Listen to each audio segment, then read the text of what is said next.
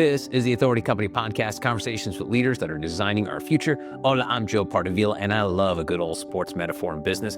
And so does my guest today. His name is Ciarán McArdle. He's the author of the new book, The Soccer of Success, where he details how the game of soccer can help us in business and in life.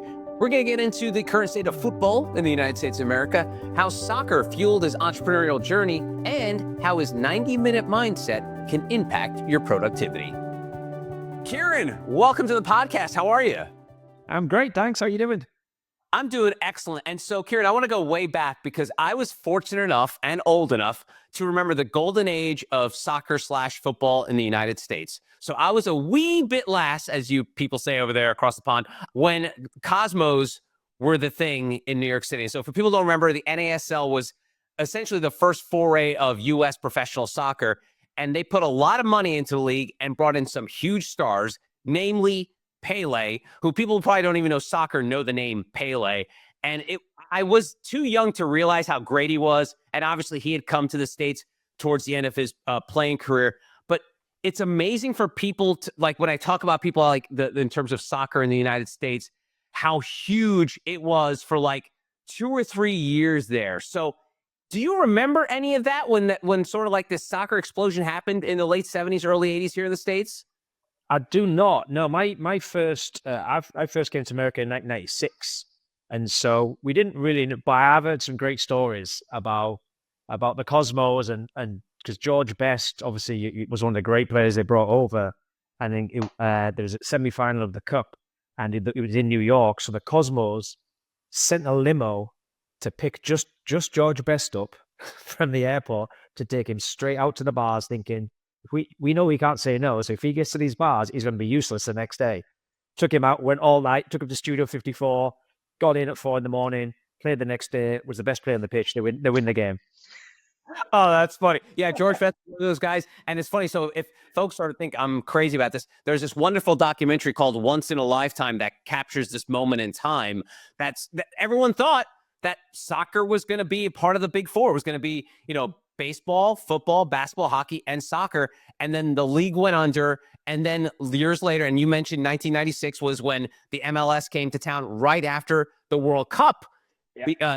It was played in the United States. And I happen to be living in the New York area when games were being played at Giant Stadium. And then that was the time when they say, here we go again. Soccer's going to be the big five. And it didn't materialize. So let's start there with this relationship between soccer and the United States, because we all know it's the beautiful game. It's a global game. But for whatever reason, it can't crack out of that sort of regional bubble. Like, to an extent, it's now sort of like hockey, where there's certain cities love hockey, and then you go one state over and they're like, they've never heard of hockey. Soccer is like that too, with a lot of regional hotspots. So tell me about this fractured relationship between soccer and the United States. Yeah, when you said that, it's not one of the hasn't made it to the big five, I would comment yet. I think it's going to happen, right? It just hasn't happened yet. And there's certain markers, I think. So I first came over in 1996 to coach soccer, funnily enough. And when I was in Boston, and at the time, every kid playing was wearing their local town shirts, right? Newton Youth Soccer, the local town shirts, and would wear that. And then, maybe 5 to 10 years later, you start seeing Premier League shirts on kids, right? Oh, that's cool.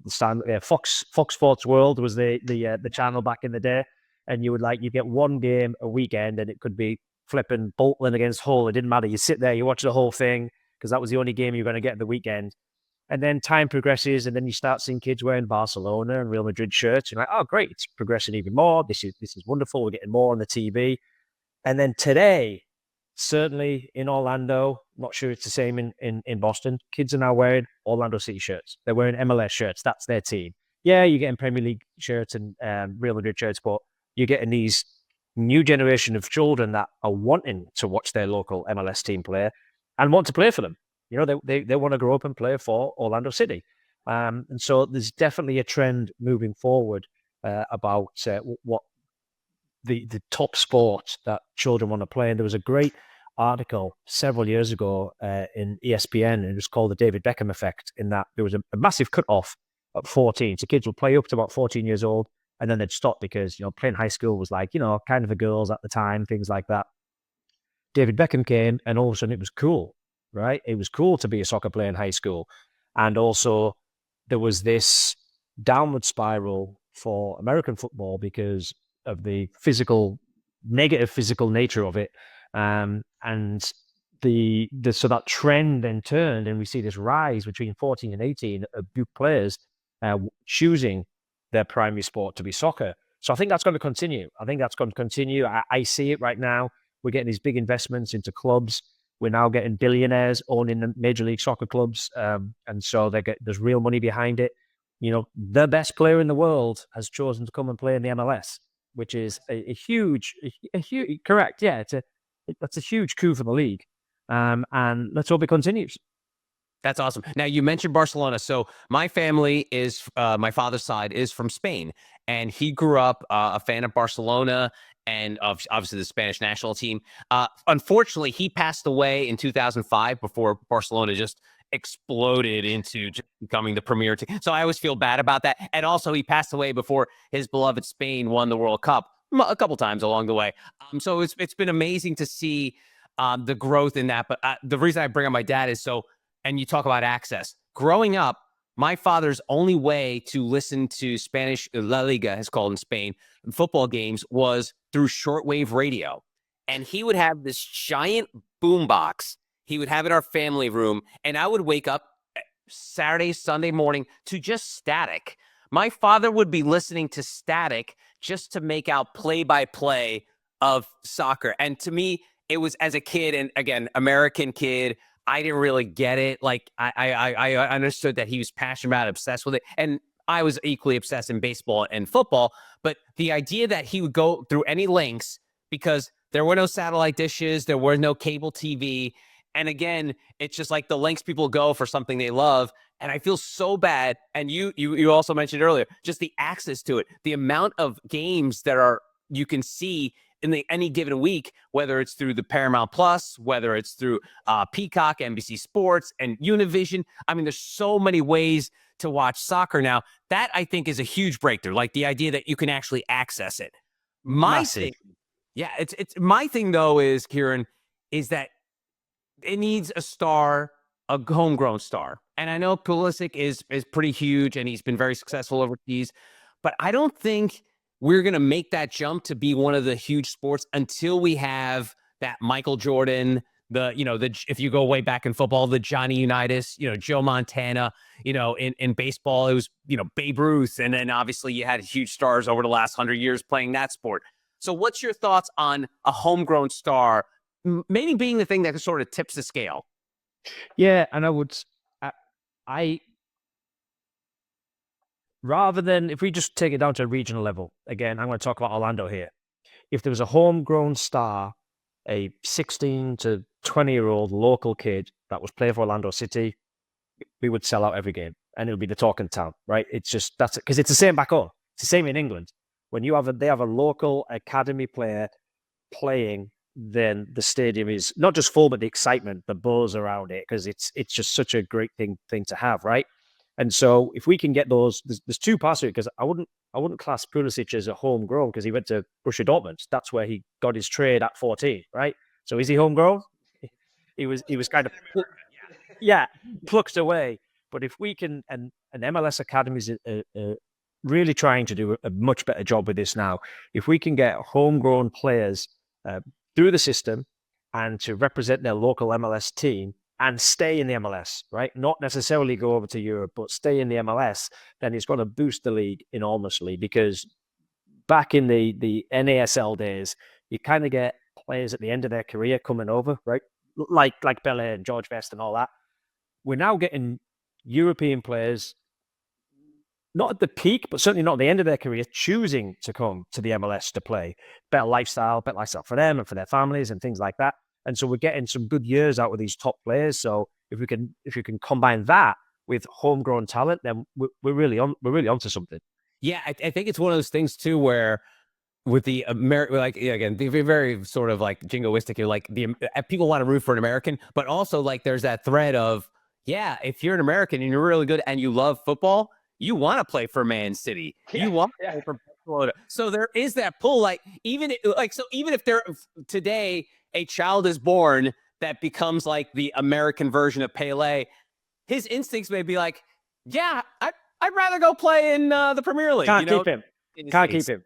No, you just can't keep him. But it's a snowball effect, because if you can start keeping one or two players and the next youngsters that come up, because it's not just the crowd in the stadium, it's who you're playing with, because playing with great players makes you a better player, right? So, all right, I'm going to go play with Man City because I'm surrounded by these amazing players. That's going to elevate me as well as the paycheck. But if we can start keeping those in the MLS, then it can have that snowball effect. However, top players, homegrown players leaving and going overseas, if that's going to boost the national team, just as good, right? Because we want to root for America on the national team basis as well, and get that excitement, because that will then trickle back down to the leagues and to the local. If the USA are doing incredibly on the national level, then it helps everything. Awesome. Well, thank you for humoring me there for a few minutes there. I know that's not the jux of our phone call, but like I really appreciate humoring me. So let's move on to you talk about the fact that you came here in the 90s and you began this journey that led you to write The Soccer of Success. So let's get there. Like, let's talk about how you turned your passion for soccer, coaching soccer, into an entrepreneurial venture. So take me through that, because I think a lot of people, coaching works in the United States where you start in a low rung and then you kind of get to a certain level. And then for many, they have to leave the country for higher pay and stuff like that. But so you came here, started coaching. When did you realize, okay, I need to do more than just be a coach? Yeah, because when I first came over, I was actually, I was still at university in England. I was doing a degree in electronic engineering. And then I did my master's in avionics, right? Not very relevant to the game, but I only did it so I would play soccer for another year at college. So when I came over, the company I worked for in the summertime, called Play Soccer in Boston, they said, why don't you, when you graduate, when you come over and coach for us full time? And I was offered a job with an engineering firm in England. I was like, oh, do you know what? I'll do it for 1 year, have the fun year, and then come back and get a grown-up job. And I never left. I came over. I loved it so much. I'm like, do you know what? I'm still young. I want to do this for as long as I can. So I was doing my coaching, and then I kind of progressed with the company, took over the coaching department. And it was within that journey that I kind of fell in love more with the business side of it, rather than the actual being on the field coaching. And I had, you have, there's a phrase that kind of try and get as many mentors as you can, but they don't have to be in-person mentors.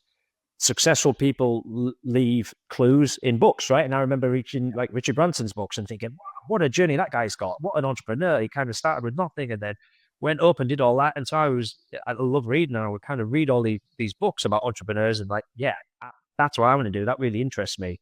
And so myself and along with my business partner, Chris, we started our first business and in 2001, and really just classic startup entrepreneurial, sleeves rolled up, do everything. You're the dinner lady, you're the cleaner, you're the sales, and you do everything you can, and then the journey progressed from there. And what was that initial thing? Because I think it's one of those things where we get the idea of, okay, so if you want to be an entrepreneur in soccer, it means you got to own a soccer club or coaching. Yeah. Of some sort. What was the thing? So our first company was called XL Travel, and that was, we took youth soccer teams, club teams, college teams, initially from the USA over to England on a 10-day soccer tour. And the whole premise was we wanted them to get a feel of what it was like to be a professional player in England. So that we would get them trained by the local academy players. They would stay in the same hotels that the pro players stay in. And we would go to the live games. And so it was kind of a 10-day all-inclusive soccer trip.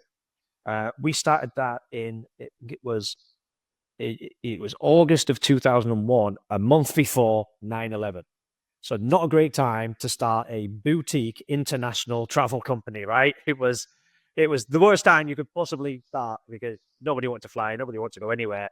But we stuck at it and we kept going, and that company still exists today. We have operations in 35 different countries that we send teams to. And we have customers in 24 different countries that come and use our services, and it's awesome. There's nothing like going to a live European soccer game, and so that is kind of it. It also helps the youth here, because when our young players go overseas, let's take American teams for example, go overseas, They get fueled by that. They see the passion. They see that it's just everything come back, and then it puts fuel on their soccer fire. I love that. Yeah, it's a bucket list for me to go finally see a game in Barcelona to, pay tribute to my father, because I don't even think he never been. No. Yeah, I got to do it. And it's funny because let me divulge more about my personal life. But Ciarán, my father grew up in northern Spain, which is Galicia, and so I like to joke that's the Jersey Shore of Spain. It's nowhere near Madrid or Barcelona. It's just like this nice, quaint little fishing town. So he never really got to travel much either as a kid. So he came to the States when he was in his 20s. So it's one of those things like he never had the opportunity to do so. And then he had a family. So the last thing he was going to think about was, hey, let me go to Barcelona, watch a football game. So I'll have to hit you up for advice when I make that trip eventually to Barcelona. All right. So this all leads you to write this book. And the framework that you talk about is the hat trick of success. And one of the things that we should probably mention for folks who are not like sports fans, a hat trick means 3 goals. It's synonymous in hockey and in soccer football. Tell us about that framework and why it's sort of like the central piece of the book. Yeah, so the hat trick of success is plan, perform, recover, which is a circle rather than a straight line, because it never ends. And it's all about that. And an whole premise of the book is soccer. The soccer gives us lessons about how to do other things in life, like be successful or run a business or be a better parent and all these things, right? Because if you take the plan part of the hat trick, which is,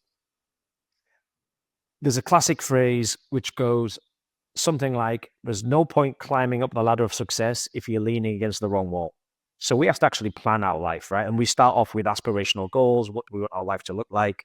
And then we bring it down to, what's my 3-year goals? And then with our annual goals. And it all comes down to, when you have all those in place, then everything that you plan on a daily basis, the things that you plan are all part of your aspirational goals, because that's where it trickle down from. So planning is just so important. Just like in the game of soccer, that the manager just doesn't go, all right, guys, go out there and play. If you're playing against Real Madrid versus Carlisle United, then you want a different plan. So it's all about the planning. Otherwise, you can kind of just whistle through life and just plod along. So there's our planning part. Perform. Planning is a dream, which is nothing without the action, right? You have to actually perform. You have to get stuff done. You have to put in the effort. And some people may think that's the hardest part. It's actually the easiest. If you've got the plan, then you know how to perform, right? In the book, we talk about plan like a bee, work like a horse, all right? A horse doesn't care if it's raining outside. A horse doesn't care if it's tired. A horse doesn't care what time of day it is or what his horse girlfriend has said to him the night before, right? Just performs, just goes out there and trains. So we have plan, we perform. And then probably the hardest part of the hat trick for kind of alpha, really gung-ho entrepreneurs is the recovery, because you have to recover. You can't be working 24/7. It's a physical and mental recovery of it. If you look at professional players, they have little breaks when the ball goes out of play, when there's a free kick, little mental, little physical break. Then they have a break at halftime, 15 minutes. Then you have a break at the end of the game till the next training session, which is a bit longer. Then you have the long weekends, and then you have a 4-week break in between seasons. So we can emulate that in our recovery process. Otherwise, we're just going to burn out. And so, again, it's a circle: plan, perform, recover, back to plan, perform, recover. And that hat trick of success has different time frames, right? That can be an annual plan, an annual performing, annual recovering. So you're planning on an annual basis, all the way down to, what's the first hour of my day look like? All right, I know I'm going to do that. I'm going to perform for 15 minutes, and then we'll take a 10-minute break, and then I'll back around to doing it again and again and again and again. So it never ends. That's great. That's awesome. And I guess there was no way for you to avoid soccer puns through this entire book, right? You couldn't. Otherwise, it'd be a terrible title. Yeah, you couldn't like control yourself because you talk about the 90-minute mindset, and for folks who are not soccer fans, soccer games are 90 minutes, 45-minute 2 halves. So talk about that, the 90-minute mindset. Yeah, we'll go further into it in the book, but if you look in a typical day of a typical person, me, you, whoever, when you take out your commute and your lunch and your email and the incoming tasks that you get and the distractions and the chat by the water cooler and this, that, and the other, you really only have 90 minutes a day of focused output. And so that is so important that you carve out non-negotiable time of 90 minutes a day to get your two most important jobs of the day done with a little halftime break, of course. So your 90 minutes. And that 90-minute mindset is it's not email, right? It's not taking a phone call. It's making a phone call. It's all outgoings, all focused project-based tasks that are relative to the thing you plan for. And so if we can carve out that 90 minutes every day, some people don't do 90 minutes in a week. If we can carve out 90 minutes every day and get that out, we're way ahead of our peers. We're way ahead of anybody else. But it's got to be the correct 90 minutes. This stupid thing has to be turned off, right? Otherwise, you're just going to get distracted, okay? So it's fully focused, 90 minutes to win your day. Nice. I want to pull on one of the thread from the book. One of the anecdotes you talk about Leicester City, right? For folks not familiar, a few years ago, it's actually probably going on almost 10 years ago now. That small little club where most people probably could not find it on a map somehow won the Premier League that was dominated by these household names of Man City, Man U, Chelsea. People who don't know soccer know these clubs, and then one year, this team comes out of nowhere and wins the Premier League. Why was it important for you to include that story in here? About, I guess, a lot of it has to do with teamwork and such. But tell us about why it was important to include this in the book. One of the reasons is, funny if I was thinking about this exact point today. This is going to sound controversial, but I challenge you to challenge it. It's the greatest sporting achievement of all time. Not soccer, sport. It's the greatest sporting achievement of all time. The equivalent being if a brand new franchise enters the NFL, which happens all the time, right? Like an expansion from winning, like being created and next year winning the Super Bowl. Impossible. But not only that, because you can create that and then pull top players in. But imagine a brand new franchise coming into the NFL and only having players from the tier below. Right, and the first year you stay in the NFL, you come pretty bottom, but you stay in it, and then next year you win the Super Bowl, and you're actually playing 38 games, not 16 or 17, over 38 games. I would challenge anyone to say what is a greater sporting achievement than that. There isn't one. It's amazing, and the important part. One of the reasons I wanted to put that in the book is the importance of teamwork. Right, these guys were. The sum was greater than the individual parts. It was a bunch of guys together believing, which is huge. They had a plan. It wasn't just go out and win every game. They had a plan for it. Everybody was great at their certain parts. There's another part in it about, there's 3 qualities that you have that you should be focusing on every day. A goalkeeper should not be learning how to take corner kicks or free kicks. Right, you have 3 qualities, and Leicester did a great job of keeping their players in their box of what are my 3 qualities, and it was also a lesson of egos. There was no egos on the team because there was no superstars. There was no $100 million players on there, and so that is when you dig into what they did that season. And I don't think Nottingham Forest may rub this in my face, but I don't think it'll ever be done again as well. I think it's a once in a lifetime event. Now, and I'm gonna do a little devil's advocate here with you, Ciarán, because yes, win that title, amazing. But you look at the aftermath of that; they have not been able to maintain that greatness. As we're recording this, I believe they're like 18th in the Premier League. And I think this could be an American thing, Ciarán, because I know in the Premier League gets complicated into regulation and just making sure you stay in the Premier League. We're not going to get into that part of it, but I'm just talking about here in America, we have this sort of like standard of greatness. Like if you're not great, you're nothing. So in the Leicester's case, they had that crowning achievement that you mentioned, arguably could be one of the greatest upsets of a underdog of all time, but they weren't able to maintain that. So talk about that in terms of keeping your greatness continuous as opposed to being a one shot in the dark kind of situation. Yeah, the interesting thing about the game, and it's not just soccer, any sport, is so they won that, they did it. Who cares? It's next season. right? There's a great book. Do you know Tim Grover? He's written a couple of books. One's called Relentless. He was the private trainer of Michael Jordan and Kobe Bryant. Yeah. Wonderful books. And he starts it when he talks about winning. It's almost like a poem, the first 3 pages, and it's amazing. He's talking about winning. It's the thing that when you walk through it, it then slams your door in the face, right? It climbs to the top of the mountain, and then it throws you off because you start all over again. Leicester did this. Doesn't matter because they got relegated a couple of seasons later, and they started over again. But for the NFL analogy, imagine that new team that went and won the Super Bowl. Imagine in the off season, their 5 best players then got stripped out and they went to a different team. That's what happened to Leicester. So greatness in the Premier League can also be a negativity because these players then just get pulled by the big boys and they leave them, right? They leave, strip the team naked, they get their payouts, and then they have to start all over again. There's Jamie Vardy is probably the only player that who could have went and got a massive contract somewhere and he stayed loyal. His story, if you haven't read about that, is fascinating. He started off in the lower leagues. He was basically had a part-time job playing soccer and just progress as an adult.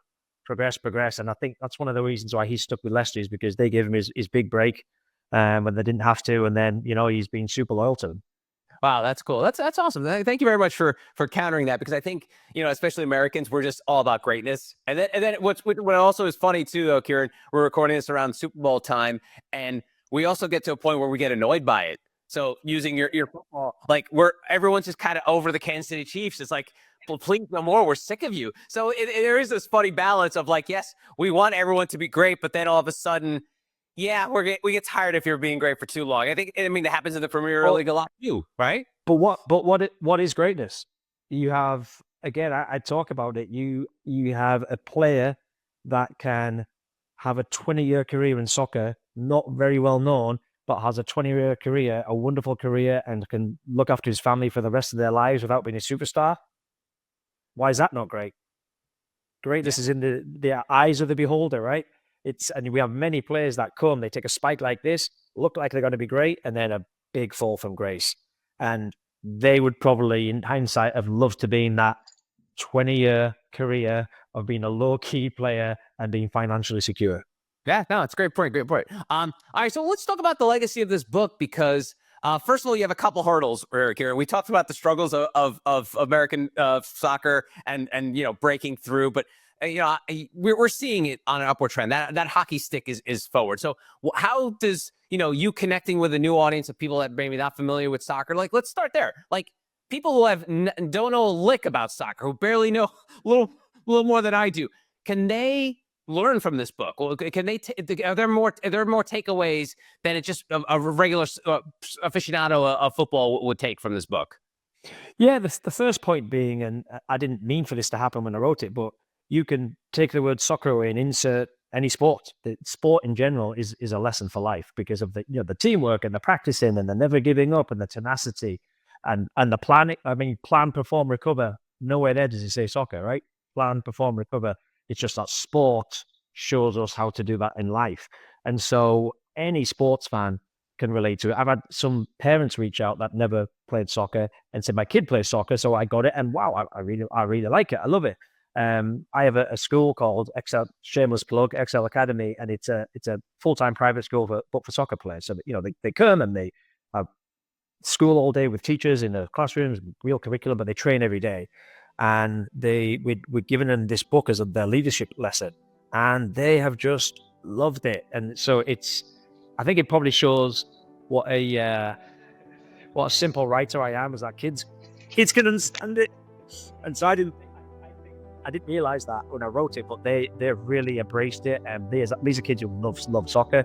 But I would say it's an easy read, and therefore it can appeal to many, many people. Awesome. It's a wonderful read. He is Ciarán McArdle, the author of The Soccer of Success, How the Beautiful Game Can Help You Achieve Goals in Business and Life. Ciarán, thanks so much for your time. I really appreciate it. Brilliant. Thank you. And that'll do it for this episode. If you want to find out more about Ciarán and our other authors, go to theauthoritycompany.com.